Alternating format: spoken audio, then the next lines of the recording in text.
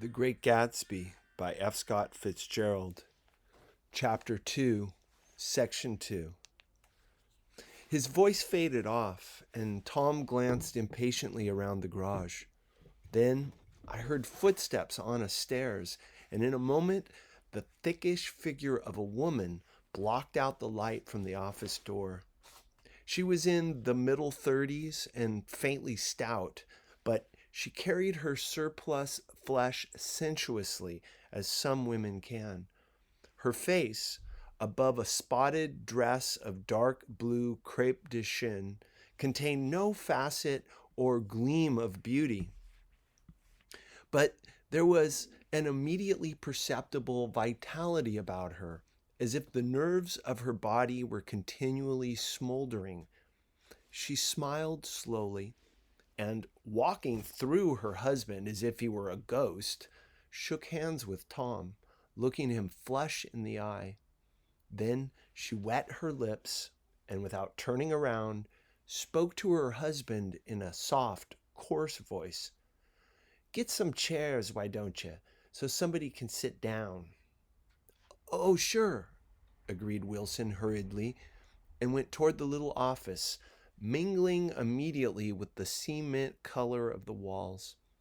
A white ashen dust veiled his dark suit and his pale hair, as it veiled everything in the vicinity, except his wife, who moved close to Tom. "I want to see you," said Tom intently. "Get on the next train." "All right. I'll meet you by the newsstand on the lower level." She nodded and moved away from him, just as George Wilson emerged with two chairs from his office door. We waited for her down the road and out of sight.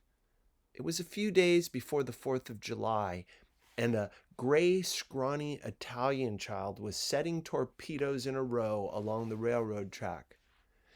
"Terrible place, isn't it?" said Tom, exchanging a frown with Dr. Eckelberg. "Awful. It does her good to get away." "Doesn't her husband object?" "Wilson? Psh, he thinks she goes to see her sister in New York. He's so dumb, he doesn't know he's alive." So Tom Buchanan and his girl and I went up together to New York. Or not quite together, for Mrs. Wilson sat discreetly in another car.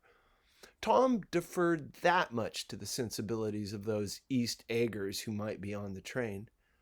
She had changed her dress to a brown figured muslin which stretched tight over her rather wide hips as Tom helped her to the platform in New York. At the newsstand, she bought a copy of Town Tattle and a moving picture magazine, and in the station drugstore, some cold cream and a small flask of perfume. Upstairs, in the solemn, echoing drive, she let 4 taxicabs drive away before she selected a new one, lavender colored with gray upholstery, and in this we slid out from the mass of the station into the glowing sunshine. But immediately she turned sharply from the window and, leaning forward, tapped on the front glass. "I want to get one of those dogs," she said earnestly. "I want to get one for the apartment. They're nice to have, a dog."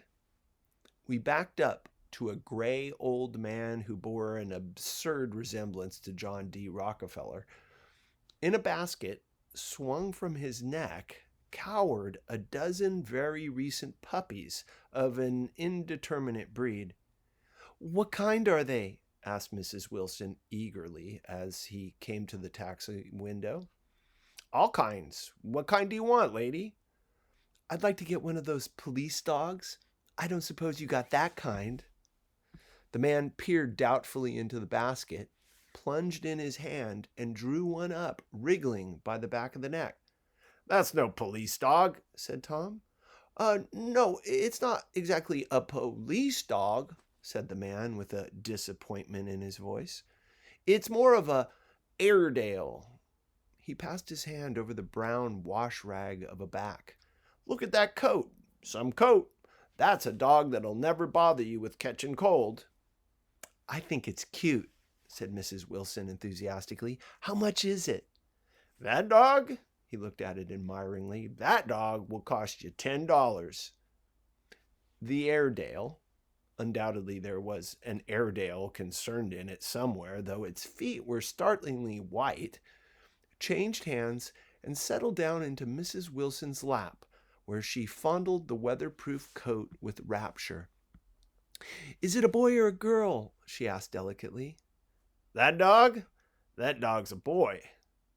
It's a bitch, said Tom decisively. Here's your money. Go and buy 10 more dogs with it.